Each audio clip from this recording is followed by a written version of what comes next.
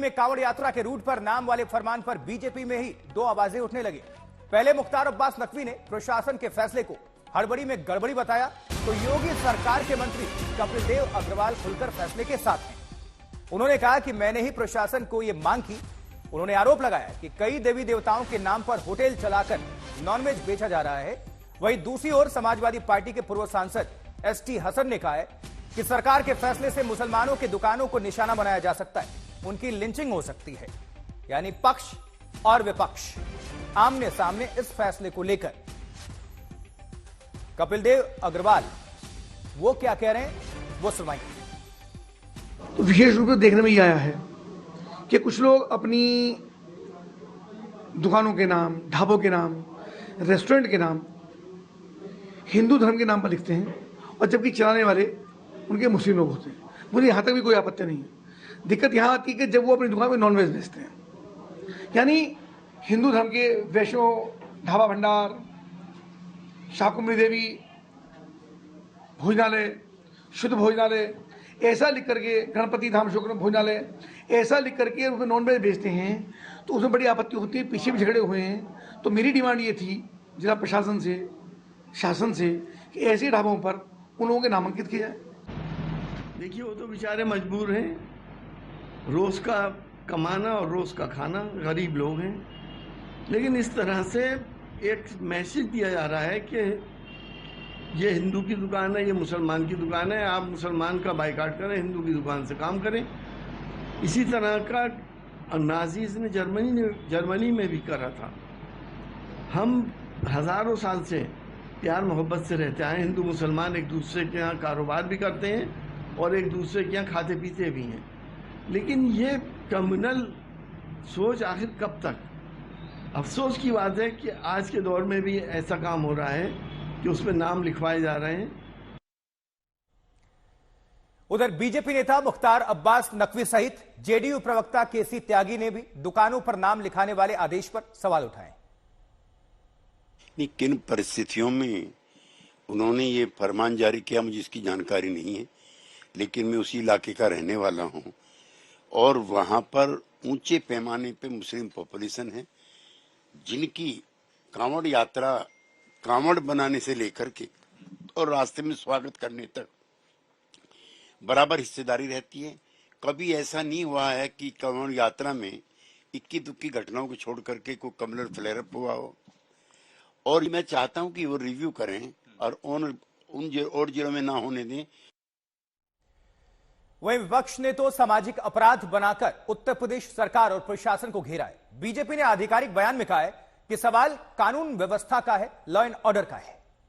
ऐसा दिख रहा है कि हिटलर की रूह उनमें समा चुकी है। यह क्रिस्टल नॉट मूवमेंट लग रहा है। हिटलर भी एक जूडन बॉयकॉट करते थे, इस तरह का बॉयकॉट हो रहा है उत्तर प्रदेश की सरकार की तरफ से। भाई, आप होते कौन है ये करने वाले? क्या एक यात्रा का इतना उनको आप इंपॉर्टेंस देंगे और दूसरों की लाइवलीहुड को बर्बाद कर देंगे? आप क्या एक ही समुदाय के लिए कि उसके लिए काम करेंगे? कॉन्स्टिट्यूशन कहां गया फिर? ये एक प्रशासनिक विषय है, सुरक्षा और संवेदनशीलता का विषय भी हो सकता है। कहीं पर कोई ऐसी चीज सिक्योरिटी रिलेटेड होती है तो वो सरकार अपने, मगर मुझे एक बात नहीं समझ में आती है, ये पता नहीं क्यों हमारे विरोधी कोई भी विषय होता है तो नाम और पहचान छुपाने वालों के साथ क्यों खड़े हो जाते हैं?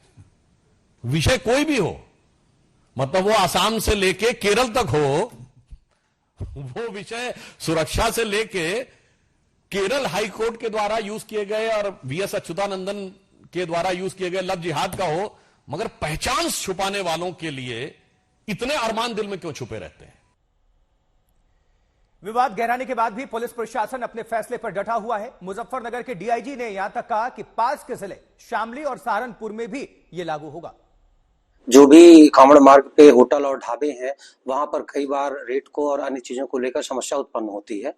इस संबंध में सबसे वार्ता की गई है और यह निर्णय लिया गया था कि जो भी कांवड़ मार्ग पे होटल है, ढाबे हैं, यहाँ सभी लोग रेट लिस्ट लगाएं और इसके साथ ही जो होटल और ढाबे हैं, इनके मालिक जो है, जो प्रोप्राइटर हैं, इनका नाम भी उस पर इंगित किया जाए।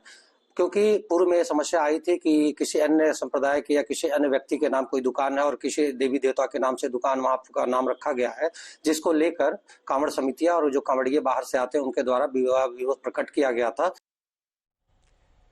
मुजफ्फरनगर पुलिस के फरमान का असर भी दिखने लगा। 2 दिन पहले दुकानों में जो नाम थे कहीं वो बदल गए तो कहीं ठेले दुकानों पर मालिकों के नाम भी लिखे जाने लगे हैं। मुजफ्फरनगर के खतौली में है इस वक्त हम लोग। ये जो आपको नया बैनर दिख रहा है, ये इसके पहले चाय लवर्स पॉइंट हुआ करता था, फिर ये बना वकील साहब टी स्टॉल। जब ये नया ऑर्डर आया कि सबको अपने प्रोपराइटर का, दुकान के प्रोपराइटर का नाम दिखाना है, वकील साहब टी स्टॉल बना, लेकिन ये अंग्रेजी में था और इससे भी इनके जो मालिक हैं उनको पुलिस ने बताया कुछ दिक्कत हुई, तो ये नया देखिए ये बना है टी स्टॉल का जो बोर्ड है, वकील अहमद टी स्टॉल, ताकि किसी को कोई कंफ्यूजन ना हो। इस वजह से ये एक नया फिर से हिंदी में बोर्ड बना है और वकील अहमद प्रोपराइटर ऊपर लिखा हुआ है। जो ऑर्डर आया पुलिस का, उसके बाद से तमाम जो लोग हैं कांवड़ यात्रा के रूट पे, उन्होंने अपने अपने नाम अपने दुकानों के आगे लिखना शुरू कर दिया है। और उसी सिलसिले में खतौली में भी ये हुआ है, जहां 1 नहीं 2 नहीं 3 बार ये नाम चेंज करना पड़ा। हमारे साथ यहाँ के को ओनर है सादिक जी। सादिक, ये क्या हुआ, कब हुआ बताइए। भैया ये काफी टाइम से हुआ है, यहाँ पुलिस वाले आते थे और पहले ये चाय लवर पॉइंट होया करता था। पुलिस वाले आए कि अपना नाम चेंज करिए ये, और उसके बाद से काफी परेशान हुए बच्चे ये, और दोबारा पहले वकील साहब टी स्टॉल कराया, उसके बाद उन्होंने बोला हिंदी में करना है। अच्छा जी, हिंदी में लिखाया फिर ये रहा इधर वकील अहमद के नाम से। वकील अहमद जो है नाम वो लिख दिया गया है। हालांकि आप जब चारों तरफ का माहौल देखेंगे तो आपको ये भी नजर आएगा कि यहाँ पर कांवड़िये भी हैं और आसपास के जो लोकल निवासी हैं वो भी हैं, और ये काफी ऐसी पोजीशन पर है ये टी स्टॉल जहाँ पर कि लोगों को रुकने के लिए यहाँ पर एक चौराहा है जहाँ से कि रास्ते कटते हैं, बड़े बड़े होटल्स भी हैं आसपास में। इस वजह से यहाँ पर रुकने के लिए तमाम लोग आते हैं, और खास तौर पर जो कांवड़ की यात्रा का रूट है उसमें तमाम कांवड़िये यहाँ पर रुकते हैं। तो ये जो नया फरमान है उसके हिसाब से इसको चेंज कर दिया गया है, 1 बार नहीं 2 बार। कैमरा पर्सन अंकित सिंह के साथ अभिषेक आनंद, मुजफ्फरनगर।